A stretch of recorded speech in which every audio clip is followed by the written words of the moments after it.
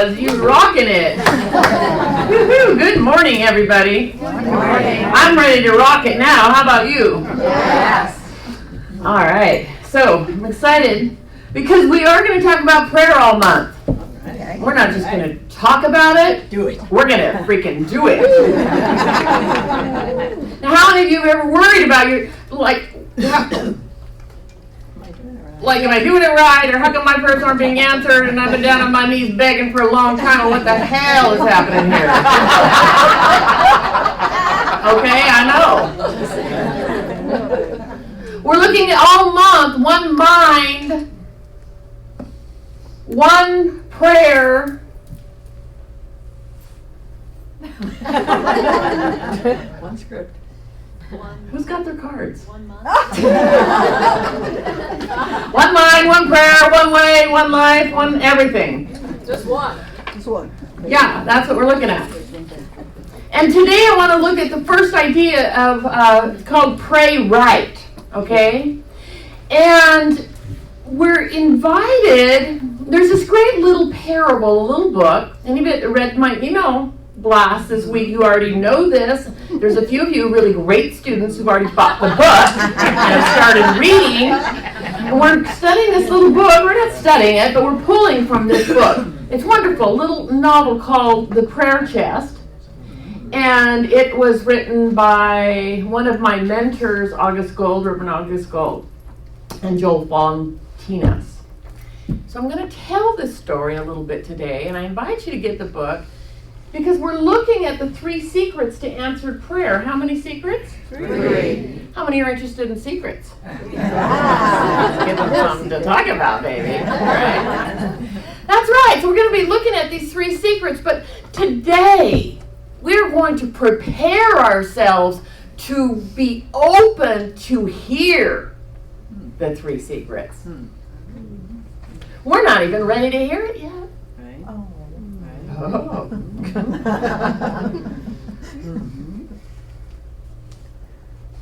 So, let's get down to business. What do you say? That's it. Let's get down. All right. So, the science of mind said this: pray right, and God cannot help responding. Pray right. Now, that doesn't mean that there's any wrong prayer. I'm going to lay that down. But we're going to be looking at, in this community, it's a New Thought community, and we teach a whole curriculum for 3-4 years, or however long it takes you to wake up.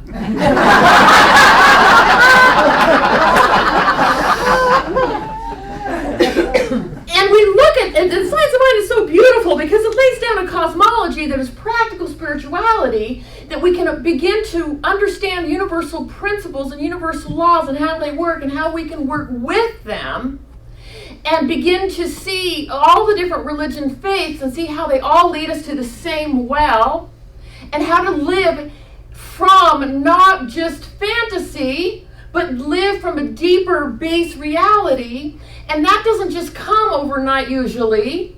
It comes through a repetitive practice of opening and letting go of that which no longer serves us, in order to be a vehicle that can hear a deeper truth and that can be a greater expression of the divine on earth, living more empowered, authentic lives.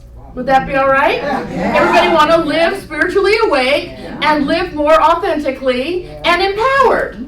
Exactly, and that's what the divine calls us to. That's what God calls us to. That's what this idea is. And so we're going to look at it and lay down a little bit. When I say pray right, I'm not saying anybody else is wrong. You understand me when I say that? But I'm saying, how can I be the one where prayers are answered through? Right?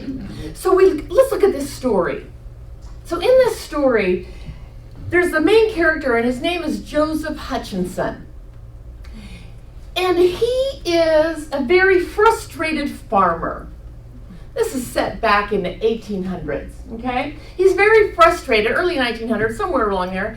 Anyway, he wanted to be a carpenter, but he has made a promise to his family because the family farm has been in their family over 100 years. And so he's frustrated because he's the only one left in the family, and he's got to farm this farm, and he's a young man. But he has something good going for him. He has a good woman. Stop right there. Just let that soak in. His woman, his wife's name is Miriam, and they have 2 wonderful little children. And Miriam has such a faith in God. She's just a strong, rooted woman. And Joseph, not so much, but Joseph has faith in one thing, and that's his attic.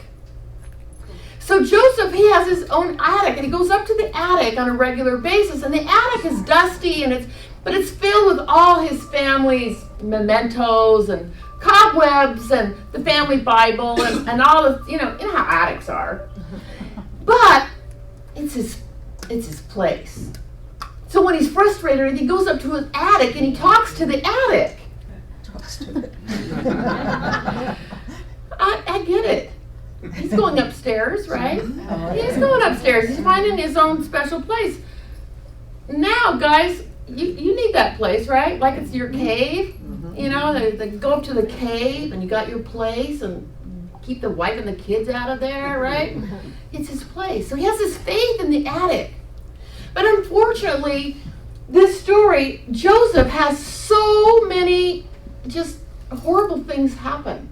Like life hits him. You know how it is, you grow up, you want to be a carpenter, you want to be something, but then life happens. And then you got to make a living, and you got a family, and you got this and that, and some of those dreams just get completely buried. And that's how Joseph felt. Then his entire world crashes down around him when his beloved Miriam, who is his very heartbeat, dies. You can still read the book. There's a lot more. I'm not trying to tell you the ending or anything. It's heartbreaking. Can you only imagine how heartbreaking it is for him? And his heart goes stone cold. And he goes up in this place of such desperation. He goes up to his attic, and he's had it. He loses all faith. He loses all faith. He goes up to the attic and he starts grabbing everything out of the attic and throwing it out the window. And he grabs all the mementos and everything that represented his heritage, his family, his history. He took all that and he throws it out the window, except for the family Bible. He can't do that. But everything else out the window, and he goes downstairs and he lights it all on fire. And then he has a period of cold-hearted darkness. Have you ever had that?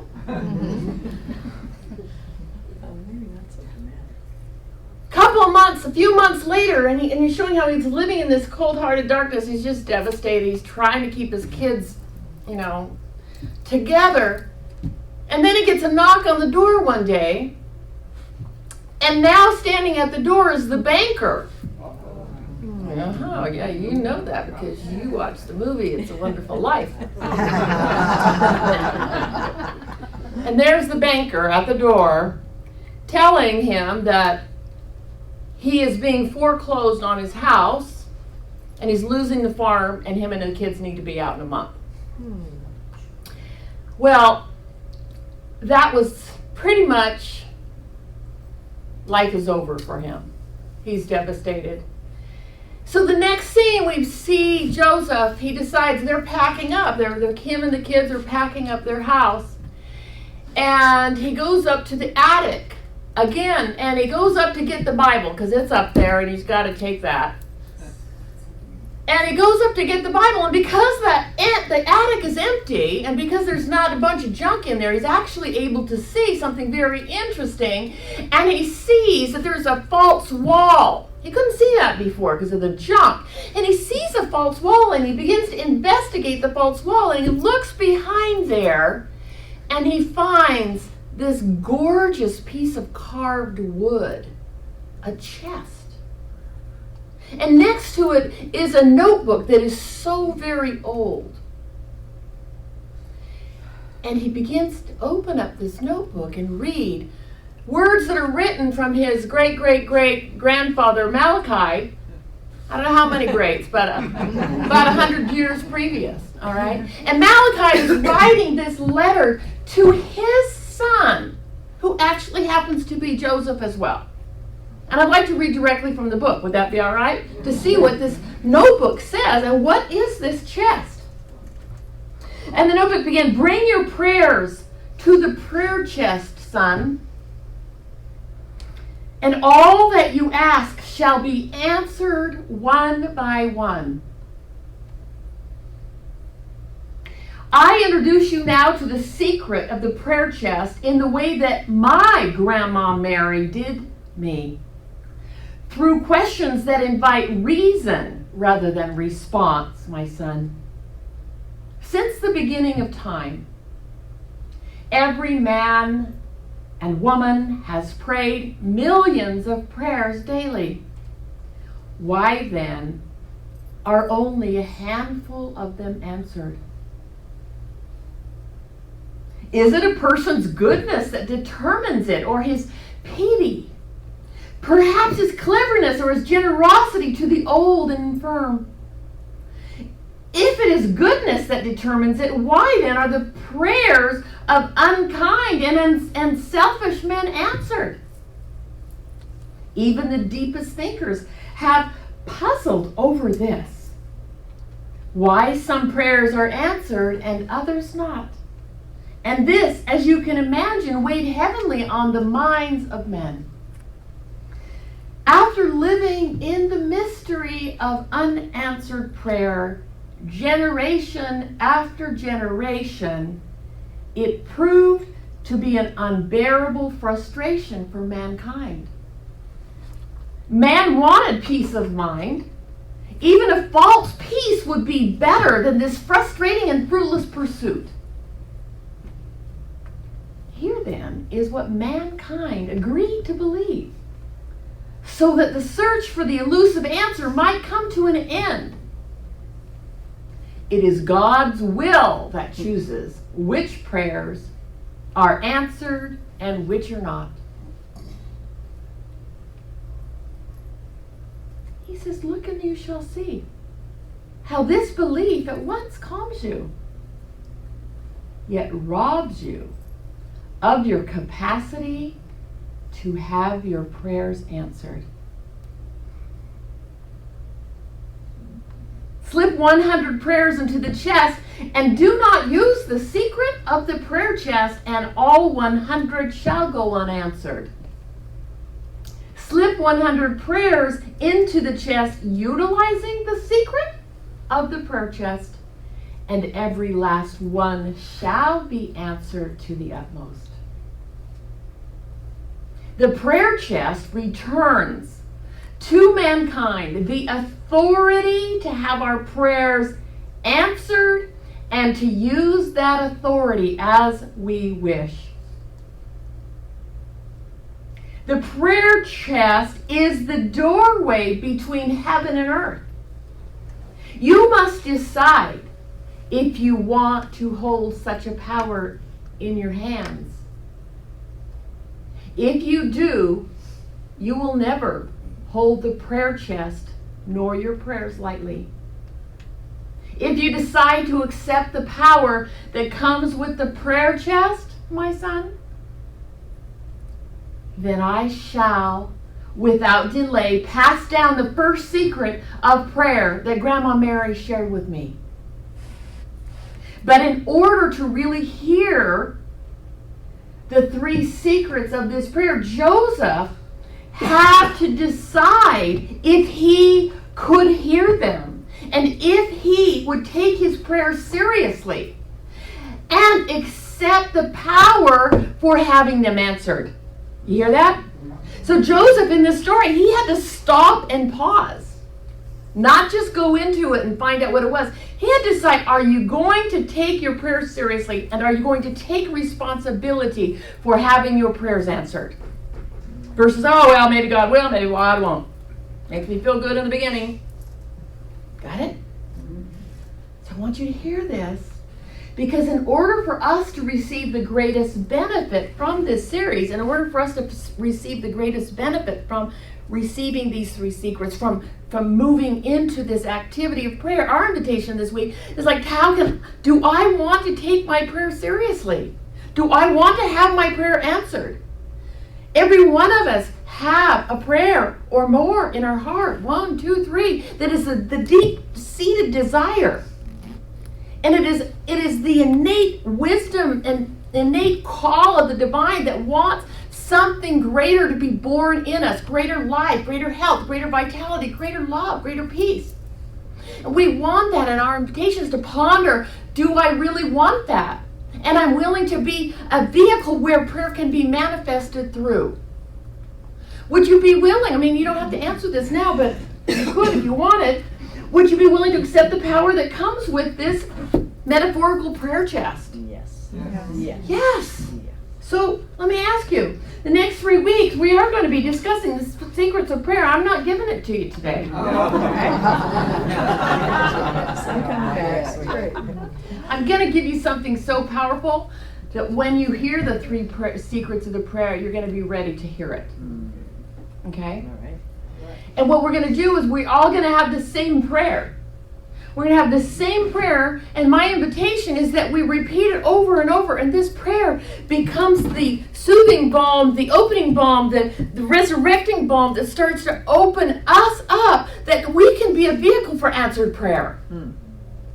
So that it starts to do this work in us in a simple way, in one sentence we can remember. And I gave you the notes. Shouldn't be that tough.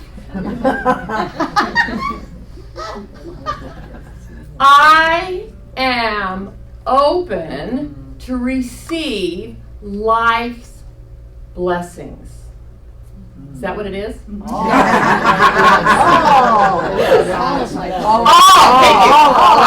I am open to receiving all of life's blessings. All right?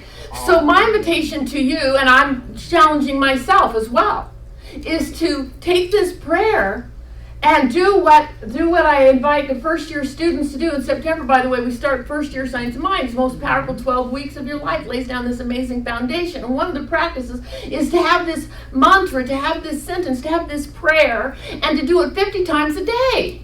That's 50. I said 50, 5 and an O. And it seems like a lot, but it's not really a lot if you use your fingers. I am open.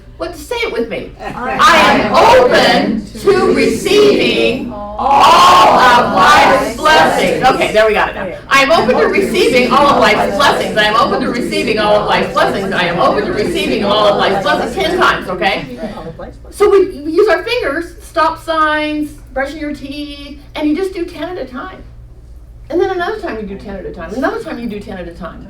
What happens with that level of repetition, done over and over, pretty soon, now it can begin to be the prayer that says you.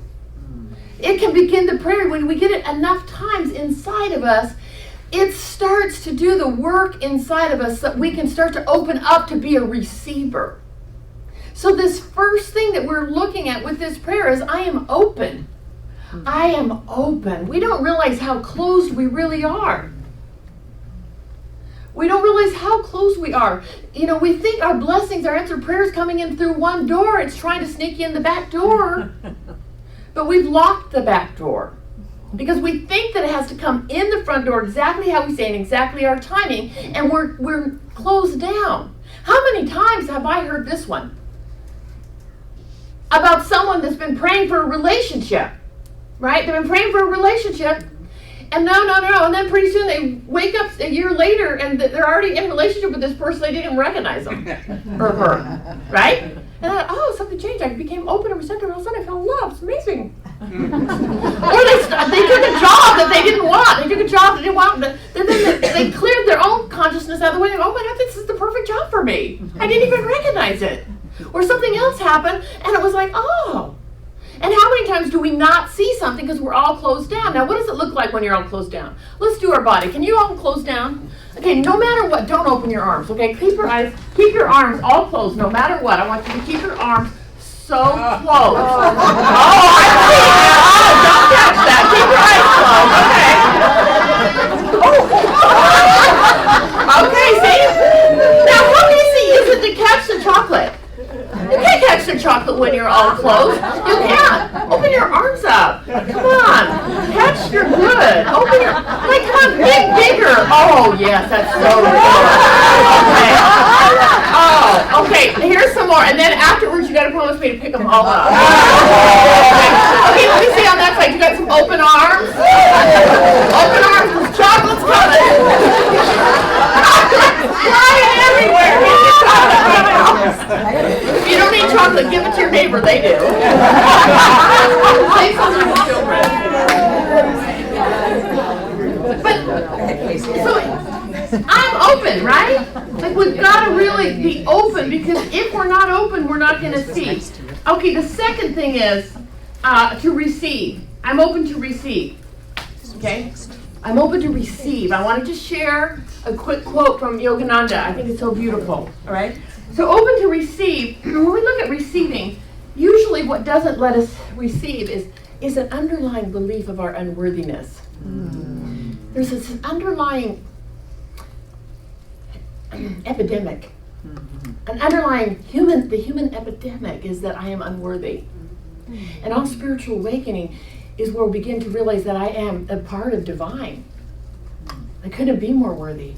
And my spiritual awakening is waking up that I am offspring of the divine. I am part of the divine. I'm not separate. I'm not cursed.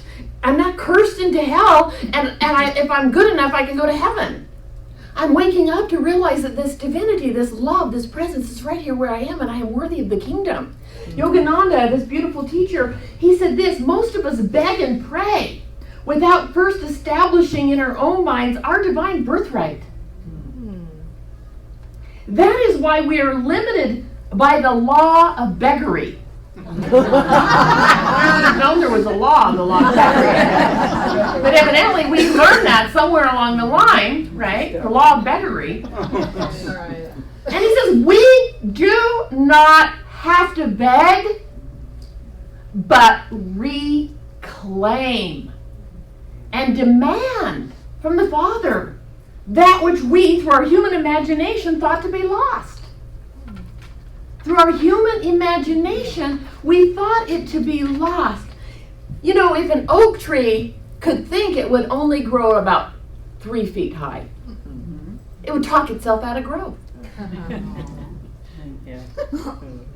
But innate in us, just like the oak tree, that all that possibility and potentiality is in that little seed. The same is true for the human being, but our mind and our conditioning has tucked us out of it. So becoming, I am open to receive, is I am open to remember who I am. That I'm offspring of the divine, and every great teacher and every master has said, pick up your bed and walk. Jesus said, pick up your bed and walk. Pick up and be healed. Stand in your divine authority. Do you know who you are? And reminds us in the beautiful parables, like the flowers, they're fed. Flowers are good. What about you? And we are invited to wake up into our own divinity and to say this prayer over and over again. I am open to receive all of life's blessings. I'm open to receive all of life's blessings. And this word blessings is so expansive that I invite you to know that that word blessing means everything that multiplies and gives birth to God's divine ideas to be born on earth. Everything that is necessary for you to live your happy life. Right. Why do we have to go to church to hear you're okay to be happy? I want you to come though. I'm very invested. I'm here to receive all of life's blessings. Can you say that with me? I'm here to receive all of life's blessings. I am here to receive all of life's blessings. I'm here to receive all of life's blessings. So I'm here to receive all of life's blessings. I'm here to say that, and I invite you to say it with me. I invite you to get the book and read it. Let yourself just be taken into this idea this month. Let us take everything to prayer. We also practice this at the spiritual retreat. I'm thinking maybe we should make prayer chests. How cool would that be? We'll make I think we will. I think I'm getting a great idea right now. Make our own prayer chest. I invite you to make your own prayer chest this week. Find a box. Because part of this is like before putting a prayer in that chest, you're going to prepare yourself. You're just not throwing it out there like, whatever. Like, okay, my prayer chest, I'm serious about this. And I'm going to make myself receptive to hearing these secrets and applying them every week. Because I'm ready to receive it. I'm ready to receive greater love. I'm ready to receive greater love. I'm ready to receive greater money. I'm ready to receive greater money. I'm ready to receive greater authentic expression. I'm ready to receive greater authentic. I'm ready to receive greater health and vitality. I'm ready to receive greater health and vitality. And I'm open And ready to receive all of life's blessings. all of life's blessings. So it is. So it is. God, so it is.